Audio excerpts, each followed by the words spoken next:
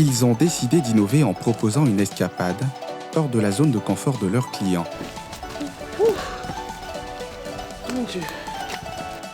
En faisant découvrir des endroits cachés du territoire ivoirien. Vous vous rendez compte, on est en plein Libreville, et puis il y a une petite cascade et puis ça continue. Ou encore en poussant le dépaysement sur les lieux historiques, comme ici sur la route des éléphants, dans le parc, des îles Éotilées sur la lagune Abi. Eux, ce sont Béranger, Jean-Marc et Maïmouna. Ce sont les rois du tourisme local en Côte d'Ivoire.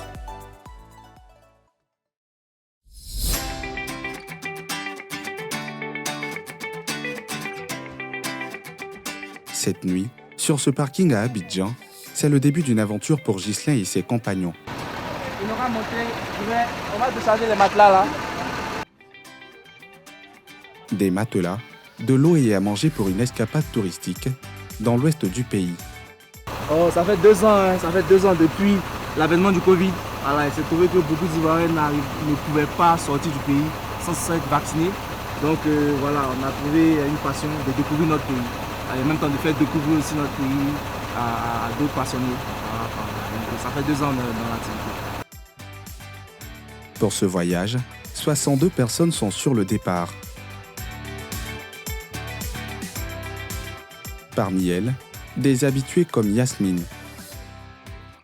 Pourquoi justement on décide de faire cette expérience en termes de tourisme? D'abord pour le bien-être. Ça fait du bien de rencontrer des gens. Et puis bon, ça fait un bien fou. Moi, j'aime pas les maquis. La nature, c'est ma passion, donc c'est ce que j'aime le plus. Je profite. C'était par exemple en France, en Dubaï, en Australie. Pourquoi justement on décide de faire du tourisme plutôt local? Ben moi, je suis déjà allé à Dubaï, je suis déjà allé en Turquie. C'est là-bas que je faisais mes vacances avant. Mais depuis, j'ai découvert que j'ai un si beau pays. J'ai un très très beau pays avec beaucoup de richesses. J'ai décidé maintenant de faire mes vacances ici. Des habitués, mais pas que.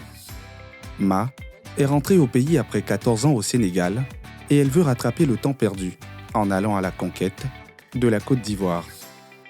Je trouve ça follement intéressant. Donc je me suis dit, bon, c'était au départ avec ma belle-sœur, essayer de voir un peu, parce que moi je veux visiter aussi les régions de la Côte d'Ivoire, comme j'en ai fait 12 au Sénégal, 12 régions sur 14. Donc je profite de cela et puis aussi faire un peu de yoga, faire connaître aussi mon style de yoga, parce que je suis professeur de yoga et puis voilà. C'est le départ. Montez. Commencez à monter. Et voici là-bas.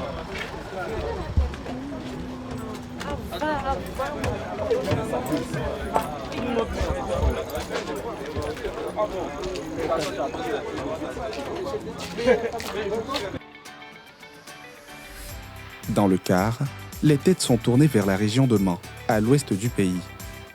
Pour cela, on a tout mis de côté.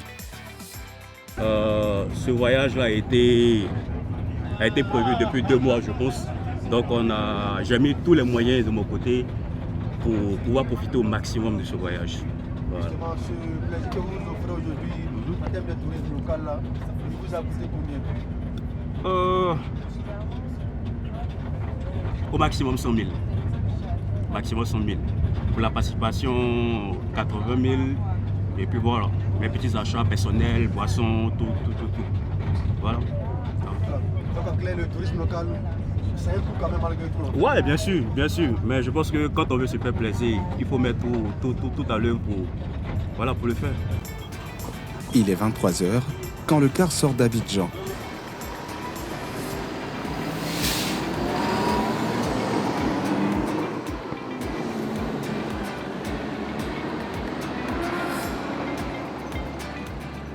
Un voyage de nuit pour une arrivée le matin à Mans, la capitale de la région des 18 montagnes.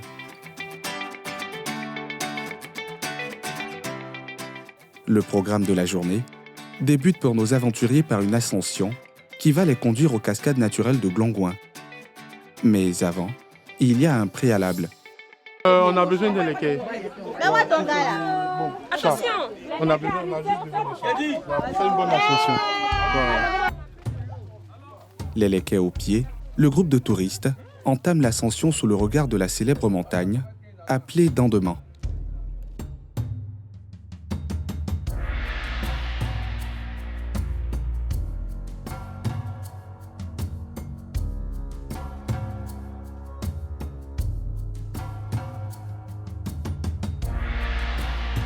L'ascension pèse dans les jambes. On se remobilise comme on peut.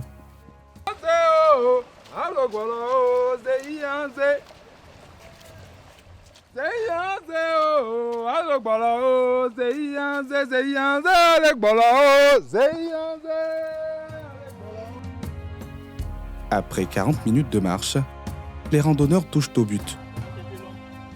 La cascade est là, profitez. On est arrivé. Merci.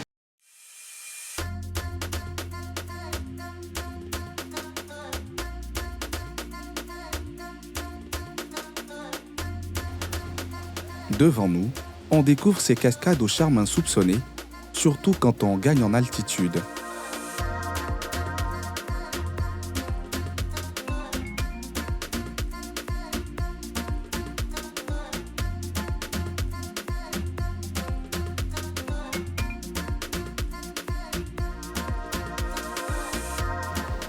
C'est ce charme qui a fait germer les idées chez Béranger, l'organisateur de cette escapade.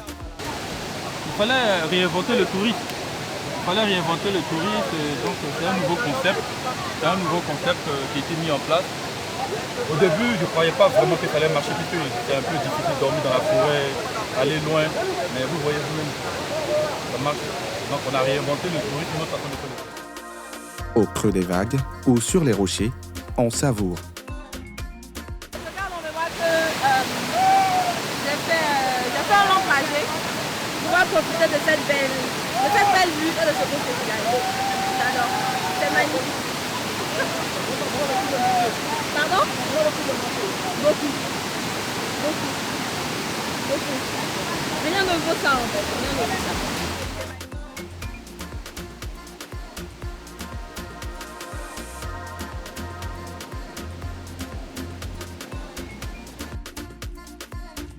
Mais il faut reprendre la route pour la destination ultime de cette aventure, dans l'ouest de la Côte d'Ivoire. La destination, c'est le village de Gandillé, à une trentaine de kilomètres de Mans. Écoute, il y a un truc comme cela encore qui nous attend à Gandillé. Vous allez monter une colline pour accéder au village. Les véhicules ne peuvent pas arriver parce que ça glisse. Donc la voie est très très dégradée, il faut marcher. Mais par contre, on a prévu ramasser vos affaires, vous alléger la marche. Donc vous avez 40 minutes, la même chose que vous avez fait ici. La même chose qu'on va aller faire là-bas.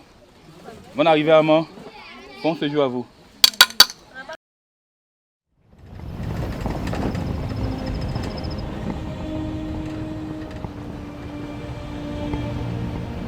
La deuxième étape de ce périple débute dans la nuit, sur une piste. Et comme annoncé, c'est à pied que le reste du chemin se fera. Seigneur, c'est dosé.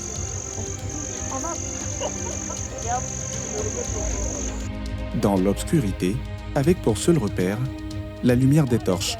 On ne peut pas abandonner, on est déjà pratiquement à mi-chemin.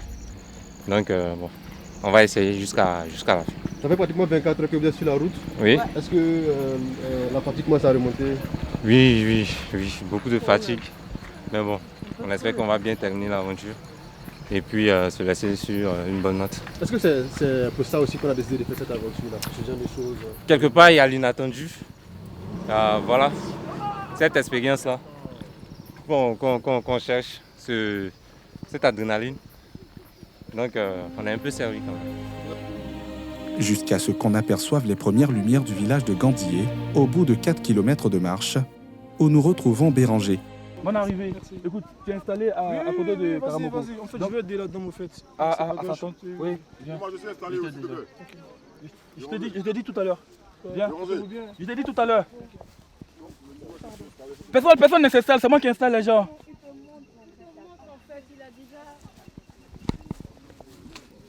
C'est bon, toi tu es là, tu es ici, non?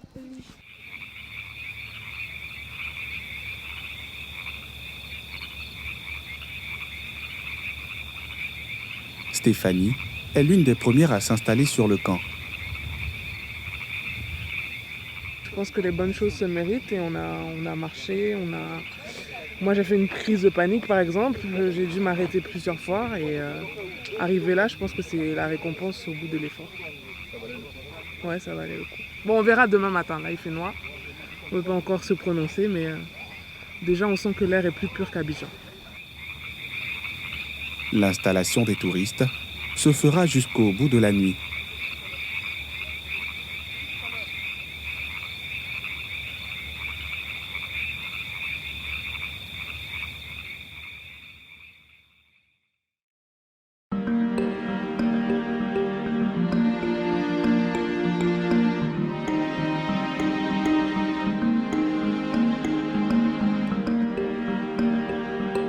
Le lendemain matin, le camp se réveille dans un brouillard. Nous sommes à près de 500 mètres d'altitude.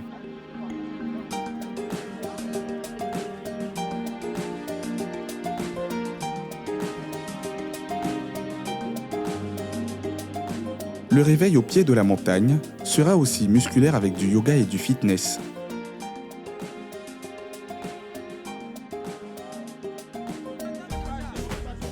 Mais à côté du sport, il y a un vent de patriotisme qui plane sur le camp.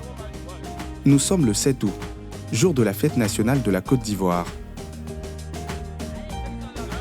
Je peux dire que c'est magique, c'est vraiment magique de passer l'indépendance, le jour de l'indépendance ici, dans un camping, avec des amis, avec des inconnus. C'est vraiment super. Yeah! Les Ivoiriens, le pays nous appelle. Si nous avons dans la paix ramener la liberté, notre devoir sera d'être un modèle de l'espérance promise à l'humanité en forgeant unis dans la foi nouvelle, la patrie de la vraie fraternité.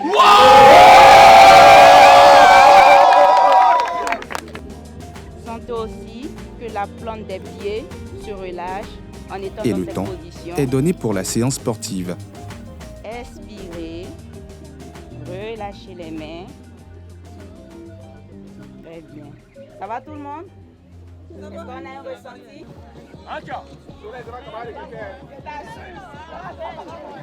Allez, on bouge, encore.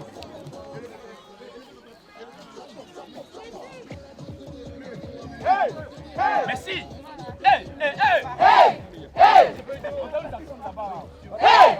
Hey! Depuis, il n'y a pas réponse. Hey! On va avancer. 1, 2, 3, 4. Encore.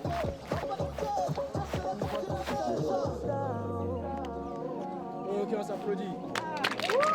Le dernier. Ça parlait de ça. À Gandié, au-delà de la feuille de route de l'exploration, nos aventuriers se laissent aussi prendre au jeu des traditions locales.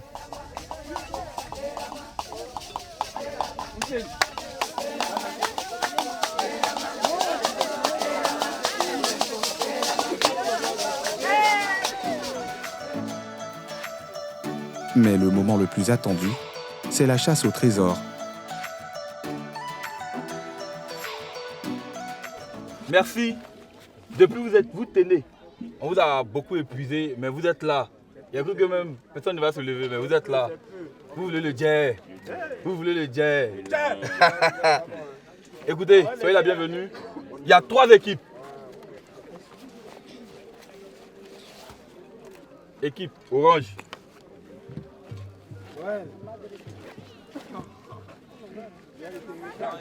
L'équipe noire. Béranger est le Game Master. En jeu, la somme d'1 million de francs CFA à remporter en cas de découverte de l'énigme finale, ou des sommes intermédiaires à chaque étape. Les équipes constituées, place au jeu.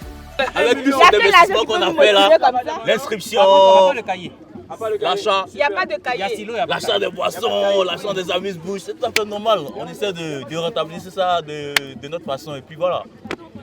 Je suis que vous allez gagner.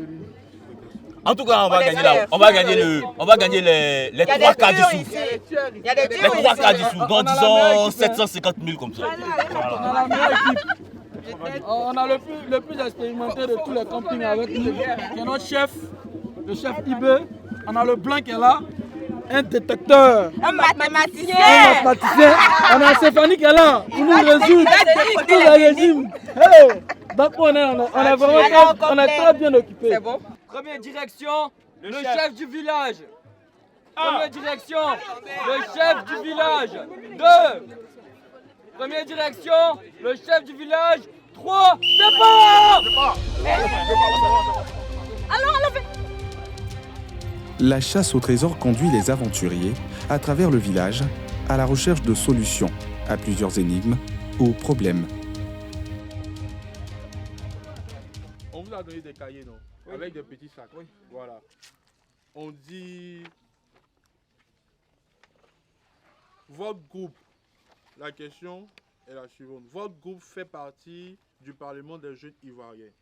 Face au problème de l'éducation en Côte d'Ivoire, faites des propositions pour résoudre ce problème en 12 lignes. Et puis, quand vous finissez ça, vous retrouvez l'école. Merci. Mais aussi pour relever des défis.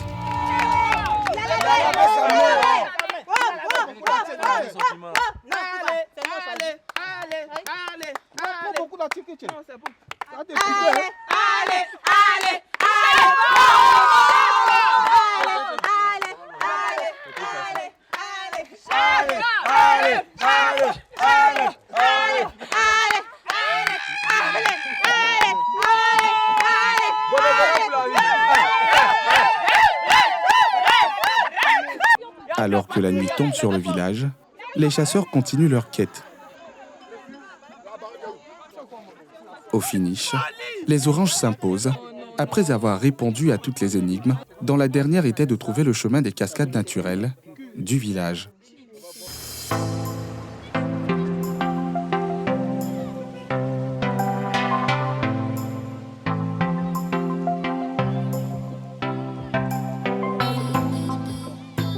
Le pari du tourisme local, un engagement pris par d'autres Ivoiriens, comme Maïmouna, que nous rencontrons ici à Assini, à 100 km d'Abidjan.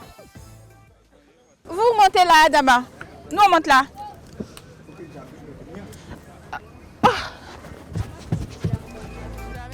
La jeune femme organise une balade sur la lagune Abi. À bord du bateau, des familles et des couples se préparent au grand frisson. Vous savez, c'est bien de s'ouvrir à l'extérieur, mais il faut connaître d'abord chez soi. Et vous savez, la Côte d'Ivoire, c'est un très beau pays. On a des merveilles à découvrir. Et souvent, lors des activités professionnelles, on parcourt des villes, on voit des merveilles, mais le temps ne nous permet pas de vraiment profiter de ces merveilles. Moi, je suis un amoureux de la nature, c'est un ingénieur des eaux et forêts. Et il y a 2 mois de cela, on a fait une excursion rapide sur la lagune Abi et j'ai eu vraiment l'envie de mieux connaître cette lagune. Et quand à travers l'agence Moondrive, j'ai vu qu'il y avait une possibilité de venir découvrir la lagune Abi, j'ai dit mais c'est vraiment une opportunité pour qu'on puisse venir découvrir cette merveille. Alors que l'embarcation quitte la berge, Maïmouna donne la feuille de route du voyage. On va passer par le canal. Quand on venait tout à l'heure dans le car, on est passé sur un pont. En dessous du pont, c'est là qu'on a le canal. Donc après le canal, on aura des bouts d'îles.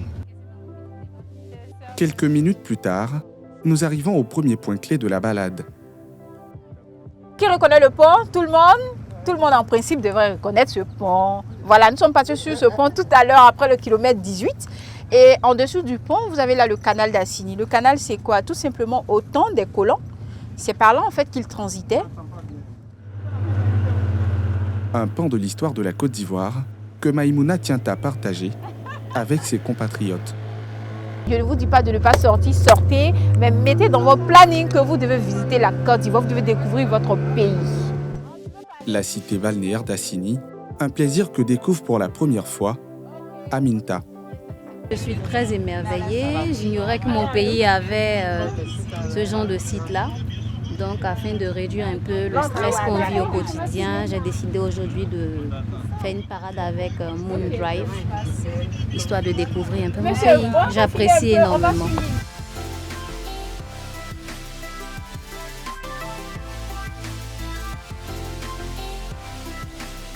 L'émerveillement se poursuit sur l'archipel du Bonheur, où les touristes veulent capter les meilleurs clichés. C'est ma première fois de venir sur cette petite île. Je ne savais pas qu'au milieu de la lagune Nabi, il y avait une telle merveille. Donc nous sommes en train de découvrir les merveilles de la Côte d'Ivoire. Des souvenirs désormais gravés dans les mémoires de ces personnes.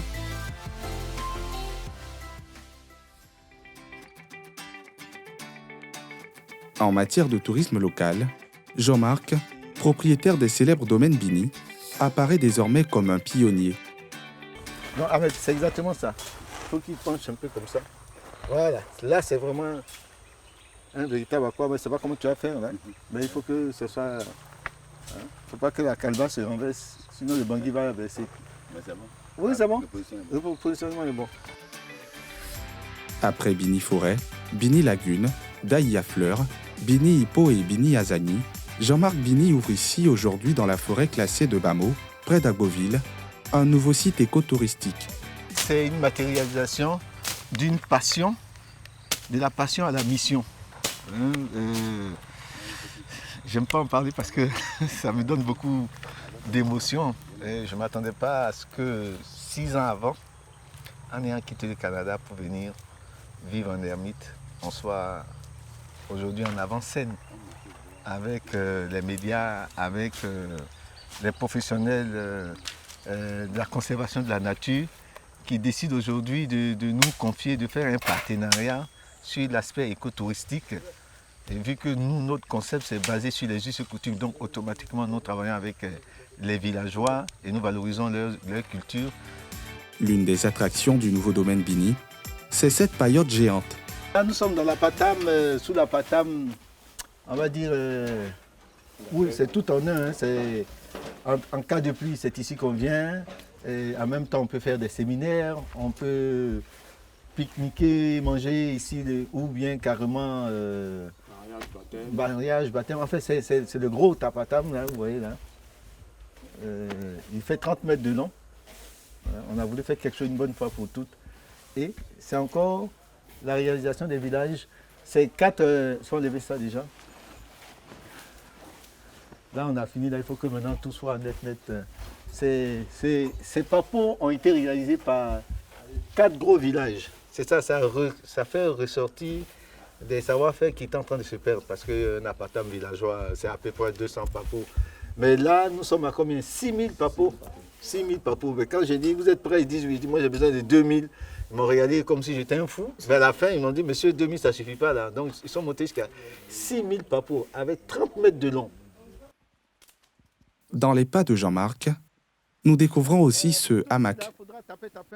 C'est un big hamac, un peu big hamac à la fois, en même temps un chemin, hein, pour rester au-dessus, vous reposer et tout. Voilà. Et puis écouter le bruit de la nature. Ça, c'est vraiment... Ça, c'est une des marques du domaine Bini, en ce sens qu'à un moment donné, tu es en contact avec la nature, entre ciel et terre, personne ne te dérange, et vous, tu n'es pas seul. C'est ça aussi, il faut partager. C'est un esprit de convivialité et de famille. Donc, une dizaine de personnes peuvent être couchées là, en train de causer et d'écouter la nature. Ça aiguise l'esprit d'explorateur. Oui, ça existe. Et ça aiguise vraiment l'esprit d'explorateur. Et ça te permet de voir la nature sous plusieurs angles. Les trésors, il y en a également pour les palais. En cuisine, on promet une coloration typique de la région d'Agboville. Ceux qui vont venir ici, ils vont découvrir le foutou, le foufou, et puis le ragoût et manioc, et un peu de tout. Loin des marmites, il y a aussi de l'animation. Dans cette mission de faire découvrir la Côte d'Ivoire touristique, Jean-Marc Bini peut désormais compter sur la Société de développement des forêts.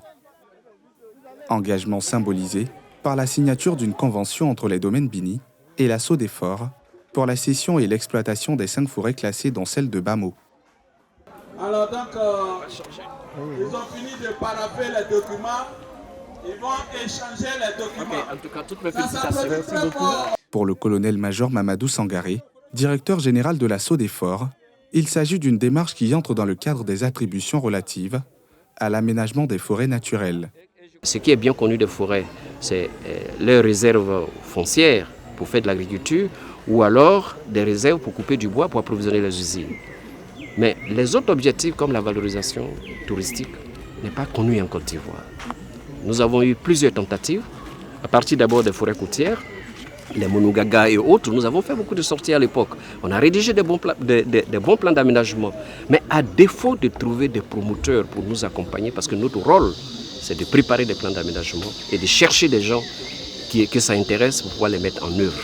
Donc à défaut de trouver des promoteurs, tous ces projets écotouristiques, que ce soit sur la côte, que ce soit dans les zones de montagne, que ce soit par exemple dans des zones comme la forêt de Bamo, nous n'avions pas trouvé quelqu'un depuis les années 92 jusqu'à maintenant.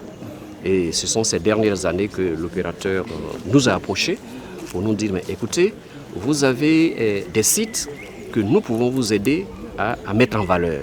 Mais pour nous, c'était vraiment une porte déjà grandement ouverte. L'autorisation de l'État acquise, Jean-Marc peut ouvrir ce nouveau chapitre de sa mission. Le tourisme local, un challenge qui fait courir ses opérateurs. Mais au-delà des paysages de cartes postales et des sourires offerts aux touristes, ce pari ressemble désormais à une quête pour le positionnement de la Côte d'Ivoire comme l'une des meilleures destinations en matière de tourisme.